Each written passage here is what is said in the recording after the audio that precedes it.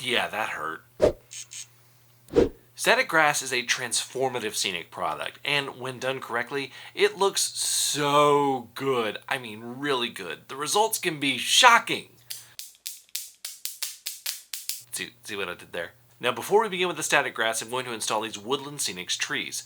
I'm going to glue the bases on rather than simply drilling a hole because this layout is going to be mobile and I need to be able to remove the trees, but I still wanted a good looking base. So I super glued the bases on the board and we will come back to those later.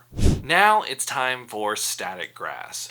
Before we begin anything, make sure your layout is off and unplugged just to be safe. One static pop in the wrong place could fry some circuitry. Wait.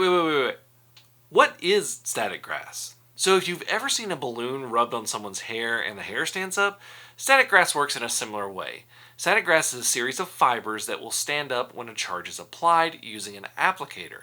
I will link some static grass applicators below. The static grass applicator will have a wire coming out of it that connects to the medium you are applying the grass to, which is usually something like white glue. Then the charge runs from that wire through the fibers to the other end of the applicator. This is what causes the fibers to stand up. Now, this is static electricity, and you can get shocked if you are too close. Like I did. So keep the wire end a bit further away from the applicator and you don't have to move it along close as long as it's connected to the medium.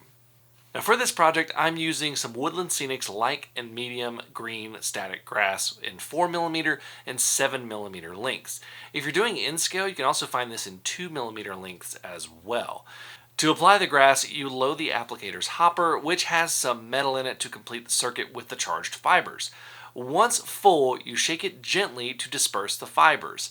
The fibers should mostly stand on end and follow the applicator. You don't need to directly touch the applicator to the fibers. Just getting it close enough is going to get that charge to get them to stand up. If they don't stand up like that, you can also just gently wave the applicator while you have it activated over the fibers to get them to stand up. I will also sometimes hover the applicator straight over the grass and then jerk it straight upwards so that it will leave the grass standing straight up when the charge is no longer there. You can mix the grasses or shake them on separately. Variety is key for looking natural unless you're doing something like a lawn. You are going to have some spillage and we're going to address that a little bit later. For the area with the trees, I went a little lighter with the static grass because trees will typically inhibit its growth. I also put a little bit of burnt earth turf around the bases to blend them in better, and I also used some of this underbrush that you can pull apart to add some unkempt bushes around the base of the trees.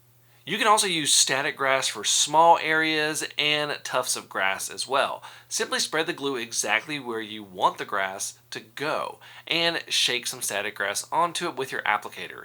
Do this wherever you want some overgrowth. I actually really enjoy putting static grass on the track at the ends of sidings. It is pretty easy and it makes it look really great and really disused and like it's been there a while.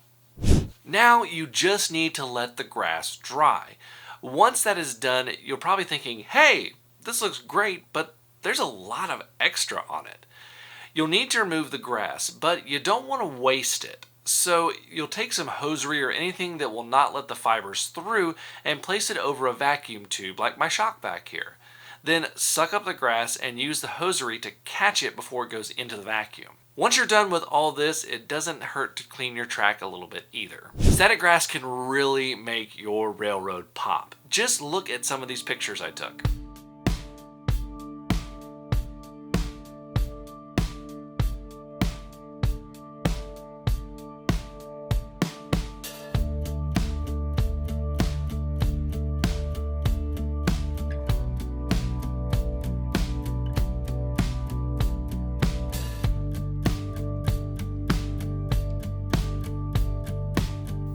MRR2 is getting pretty close. I can't wait to show you guys when it's done. Thank you all so much for watching. Until next time, I'm Jimmy from the DIY and Digital. Stay safe, be kind, and happy railroading.